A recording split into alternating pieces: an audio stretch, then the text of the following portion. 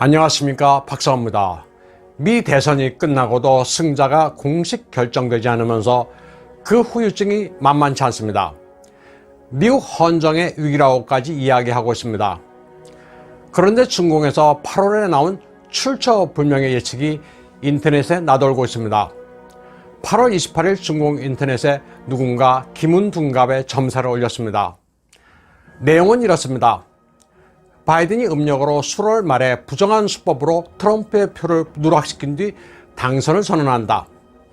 그러나 해월 초 돼지달에 트럼프가 이의를 제기해 결과가 뒤집히게 되고 바이든은 내려오게 된다. 그리고 감옥에 들어갈 수도 있다는 것입니다. 중국 달력을 보면 11월 6일 수월이 끝나고 11월 7일이 해월, 돼지달이 시작되는 시점으로 해월 초라고 하면 11월 16일까지의 기간입니다. 7일부터 16일 사이에 사태가 급변한다는 겁니다. 바이든이 이기는 듯하고 트럼프가 패배한 것처럼 보이면서 미국이 혼돈스럽지만 이는 모든 악이 제 모습을 드러내고 정의가 바로 서는 과정으로 보인다는 겁니다.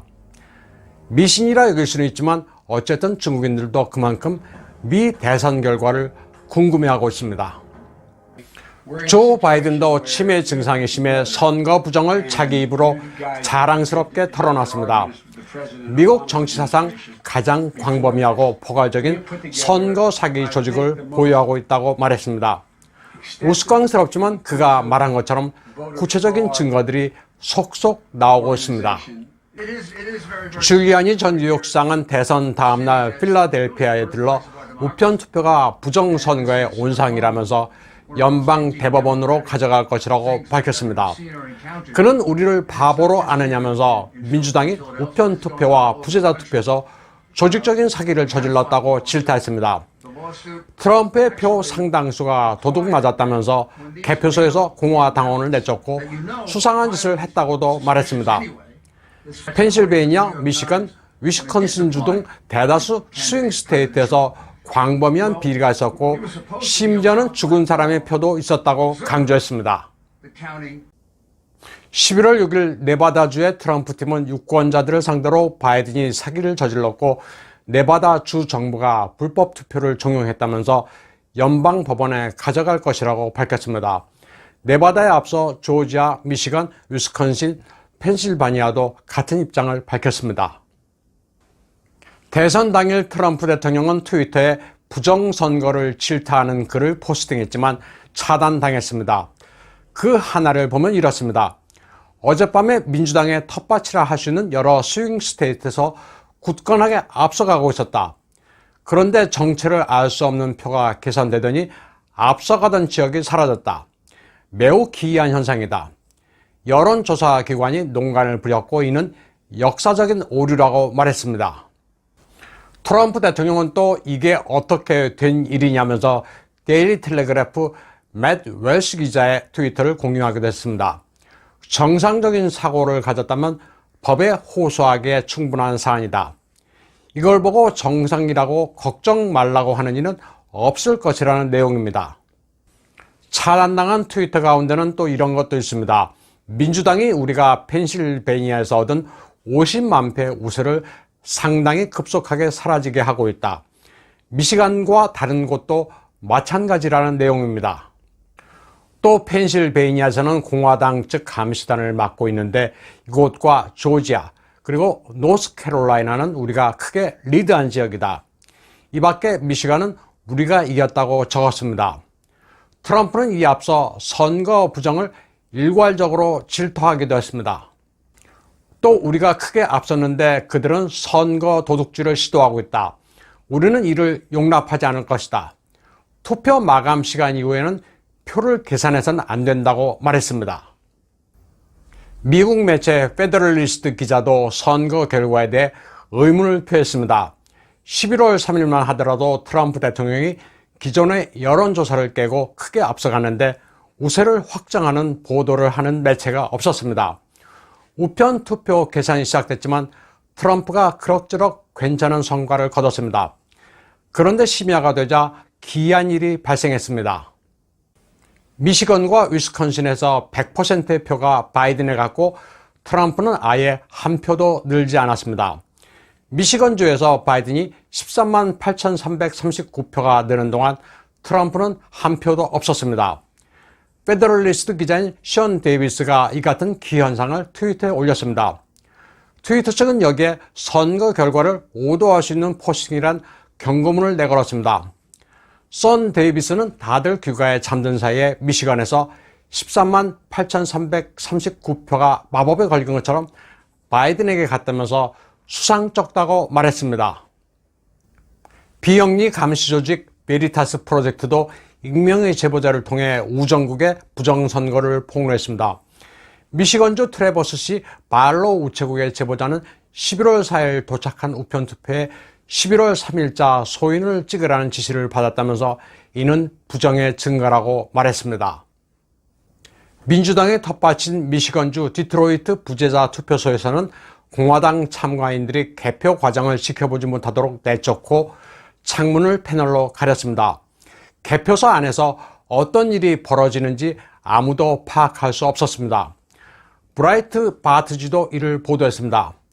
트럼프 팀도 이에 대해 이미 소송을 제기했다면서 개표 과정 참관을 고의로 막았다고 전했습니다.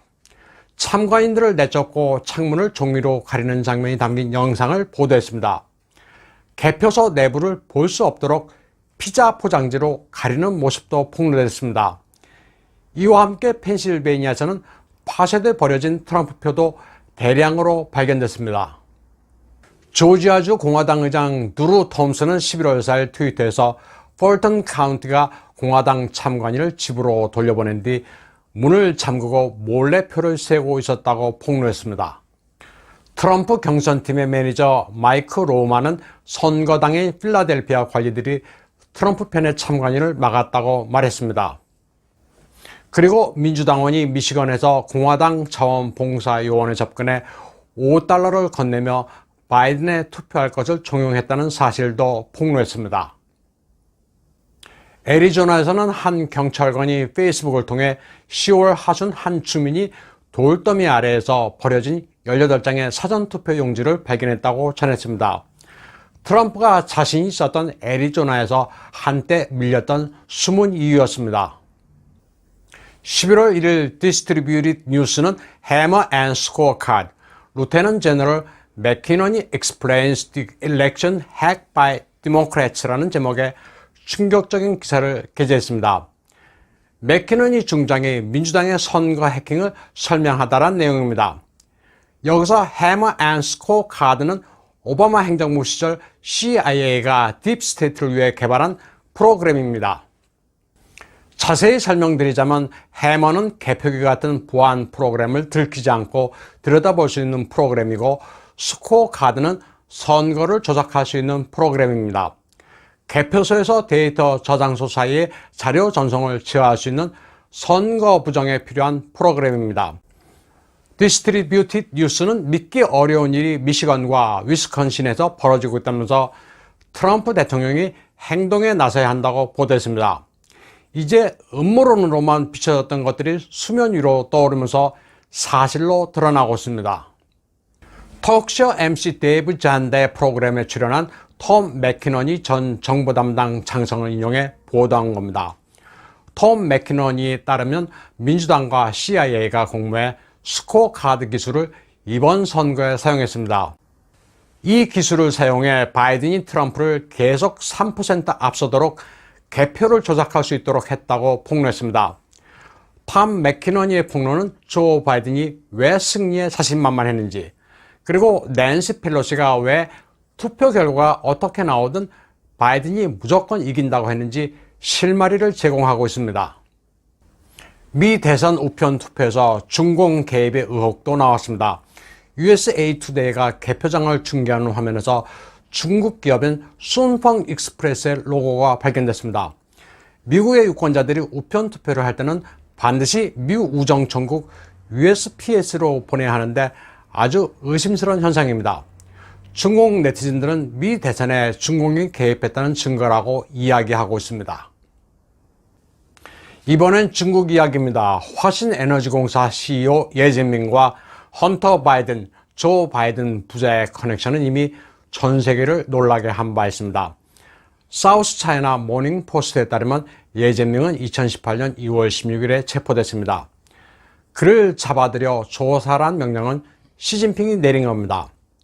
예젠밍은 2015년부터 영국 비즈니스맨 제임스 길리어를 통해 바이든 일가와 관계를 맺었습니다. 지금까지 바이든 일가와의 거래는 크게 6가지입니다. 시너허크란 합자에서 설립과 3천만 달러의 소개비, 하드슨 웨스트 합작 설립, 예젠밍이 4천만 달러 프로젝트를 따내도록 헌터가 도운 건, 110만 달러에 달하는 변호사비, 예젠밍을 도와 러시아 에너지 회사 지분 14.16%를 매입한 건 등입니다. 후젠성 출신 예젠밍은 고교 졸업 학력으로 10년이 안 돼 크게 부를 일군 비즈니스맨입니다. 그는 각국의 정치 요인과 왕족을 상대로 사업 수완을 발휘했습니다. 예젠밍은 2009년부터 2017년까지 상하이에서 장저민과 정치홍이 장악하고 있었던 금융과 석유 사업 분야에서 폭발적인 부를 일궜습니다. 2015년 그의 화신에너지는 중공 굴지의 국유 석유 기업으로 부상했습니다. 페트로차이나, 시노펙, 중국 해양 석유에 이은 4대 회사로 떠올랐습니다. 2017년에는 4년 연속으로 미 포춘 잡지에 500대 기업에 들었습니다. 예젠밍은 장저민 정치홍의 도움으로 상하이의 스타로 급부상했습니다. 상하이방의 힘으로 사업을 일군 뒤 해외 스파이망을 통해 영향력을 행사했습니다. 2017년 그의 수하에 있던 민간 외교관 허즈핑은 미국에서 돈 세탁 혐의로 체포되기도 했습니다. 바로 이때 시진핑이 예젠밍 체포령을 내렸습니다. 예젠밍이 헌터 바이든이란 대열을 낳게 된 것은 시진핑의 지령일 수도 있다는 견해도 있는데 그가 체포된 것은 상하이방에 다소 경도된 인물이기 때문이라는 게 중화권의 대체적인 분석입니다. 시진핑이 집권 초기에는 믿을 사람이 없어 부득불 상하이방 사람들을 쓰다가 정 안 되겠다 싶으면 숙청하는 패턴을 보여왔습니다. 또 중공의 금융은 오랫동안 장저민 정치홍이 장악해왔습니다. 밍텐 그룹의 샤오젠화, 안방 그룹의 우샤오후이, 화롱 집단의 라이 샤오민, 디지털 왕국의 처펑, 화신 집단의 예젠밍이 대표적입니다. 이들 모두가 기본적으로 반시진핑 세력으로 간주돼 실종되거나 감옥에 들어갔습니다. 예젠밍의 경우 미국이 파고들면 시진핑도 연계된 것으로 드러나 낭패를 볼 수 있는 데다 기본적으로 상하이방이기 때문에 제거된 것으로 알려지고 있습니다. 오늘 방송은 여기까지 하겠습니다.